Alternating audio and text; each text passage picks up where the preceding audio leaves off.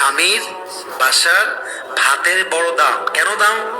স্বামীর বাড়ির ভাত খেতে হলে স্বামীর খোঁটা সহ্য করতে হয়, স্বামীর মায়ের খোঁটা সহ্য করতে হয়, স্বামীর বাবার ডিসরেসপেক্ট সহ্য করতে হয়, অনেক অসম্মান হজম করতে হয়, স্বামীর গালি হজম করতে হয়।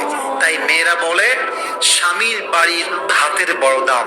আমি কথা বলবো, কথা সত্য, তবে একটা কথা অ্যাড করতে হবে।